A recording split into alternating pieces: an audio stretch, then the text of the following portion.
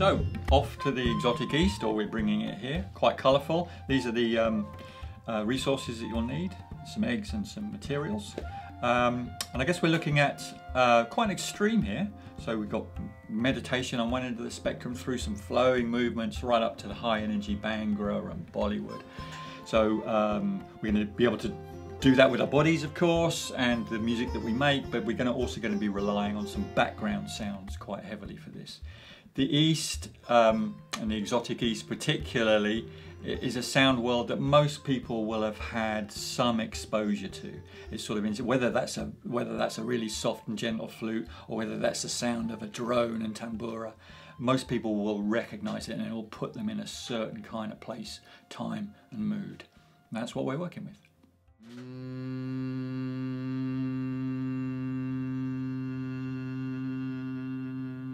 A long, constant humming sound, making a drone. A drone is just a long, constant sound that stays at a steady pitch. Great way to warm up the voice, of course, humming. So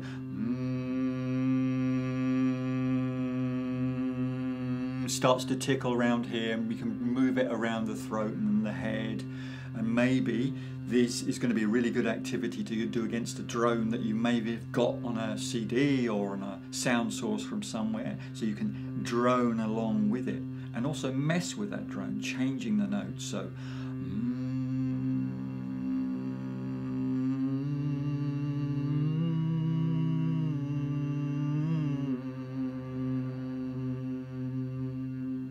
it's just a nice deep breath in. It's also getting the breath going. Anyone can do this, and it's a really nice, relaxing thing to do, but it wakes the voice up as well. And again, with all these things, do them with confidence, as much confidence as you can muster. Maybe practice in the mirror first is always a good thing to do. We're not going to do anything too vigorous in this, in terms of music with this, except maybe get some really good strong rhythm going. Just focusing on the egg maybe. One thing you could do with the humming, just try and echo or mimic that constant sound by turning the egg gently. Maybe listening to it. Trying to get it as constant as possible. Play again, always playing with these things, and allowing your participants the opportunity just to explore, maybe demonstrate and have them try.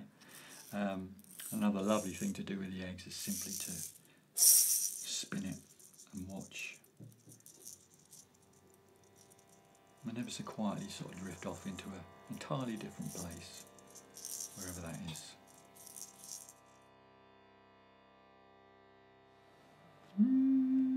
Okay, so we've got a drone in the background, and we're going to start to explore some activity that moves us very gently from one relaxed state into something more energetic, and then even more energetic, and then come down again. So we're going to try and do that live now. Let's go. Let's do it. So I think it would be really nice just to start with a beanbag, and we've spent quite a bit of time already feeling how it moves.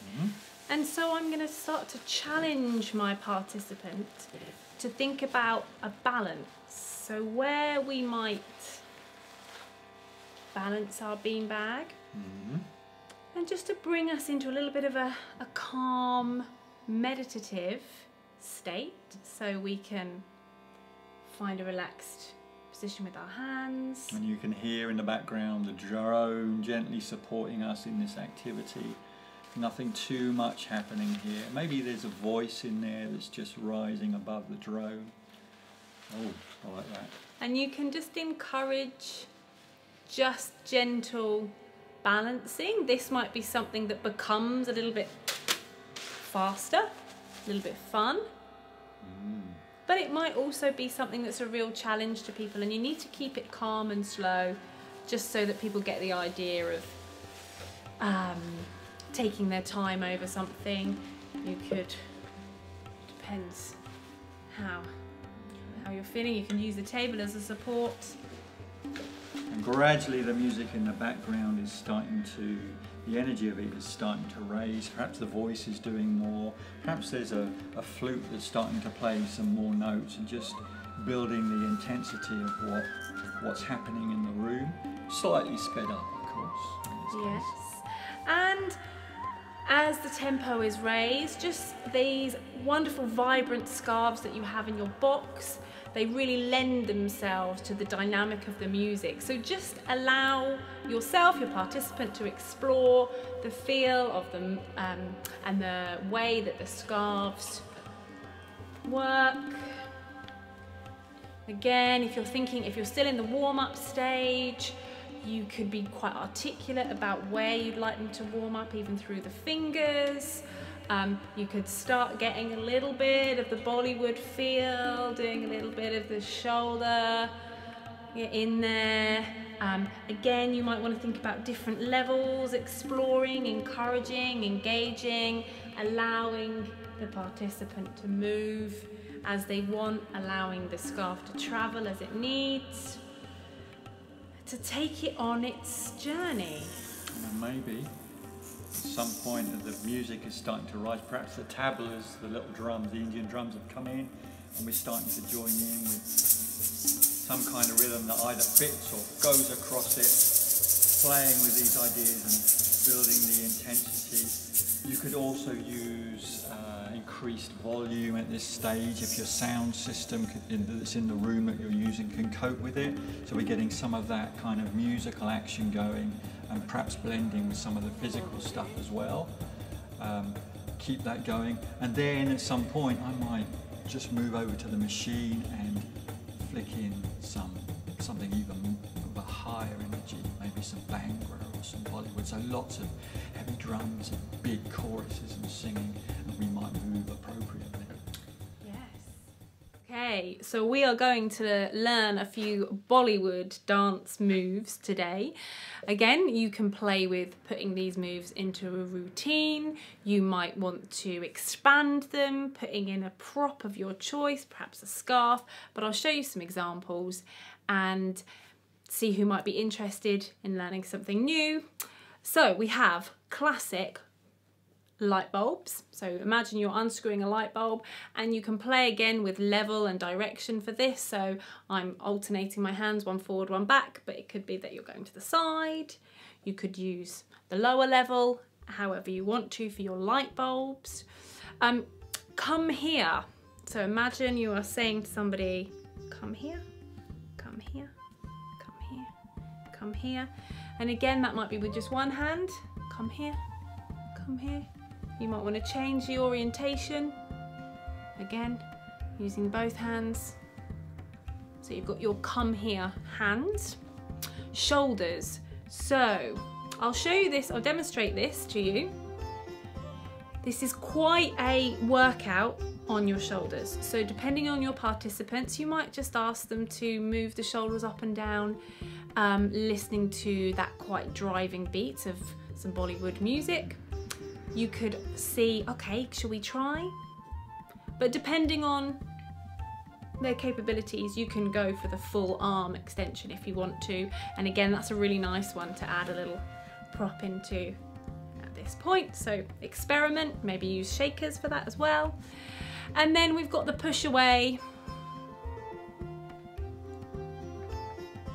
And again, you could push the ceiling. You could push the floor, you could change the tempo depending on the music, and they're just a few examples of Bollywood to try and to offer something new to the participants. They may not have experienced dance like this before, and enjoy. So music ends, we've expended relatively speaking, a great deal of energy. Hopefully we've got the energy going, had an opportunity to maybe use some of those movements against the sound world that we've created or are playing in the background. And because we've been focusing on India in particular, there are all sorts of Eastern soundscapes, sound worlds. It's a very powerful thing. It's an ideal opportunity then to bring it down into much more sort of meditative state, or to focus on the breath, or perhaps do some simple yoga. So we're going to have a little go at that now. Yes, so I like to just remind people physically of feeling their breath. So I have one hand on the chest, one hand on the diaphragm. So just spending a little bit of time just locating where that part of your anatomy is, and just allowing participants just to be with the breath. Again, if we've done something a little bit more high energy, might have faster breathing, and just allowing the breath naturally to come down, filling up the lungs before we breathe out. And we could also really take time to explore some characteristic kind of yoga stances. So we might ask people to be in a prayer position for a moment. We might ask people to finger and thumb and just lay those hands on the knees. We could even ask people to take the opportunity to close their eyes, listening to the music, focusing on their breath. And depending on how your participant is doing, they might want to just stretch their bodies in a way that feels right for them. So you don't need to necessarily think about yoga stretches, but you could just ask them to notice any tension in their body, take a moment. I just saw then some shoulders, so exploring where needs to move, and just again being with that person, allowing them time to stretch, allowing them time to feel in their body and to be meditative and be present.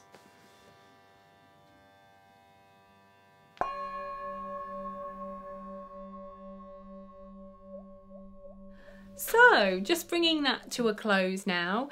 Again, our main focus was taking inspiration from India. We've both been there and we enjoy that country. But depending on your participant that you're working with, you may be inspired to look into any cultures or diversity that they have, and explore their musicality, any movement that comes up with it. Yeah, I mean, even from a learning point of view and from your own, for your own sort of development, it's really interesting to look at those different, I mean, the East is a vast range, and you think about Tibet or Nepal or Siberia, they've all, or they're at Japan, China, there are loads of places, and they all have, as we said earlier, they're all recognizable. Our ears are sort of attuned to them. We might not be able to name those places, but they all have a feel, they have a mood. And that's a very powerful thing to as a stimulus for movement, for music, for creative activity. I want to even include the whole environment, so you can be sitting there making stuff to these sounds, these other sound worlds. It's a very rich sound world. Explore.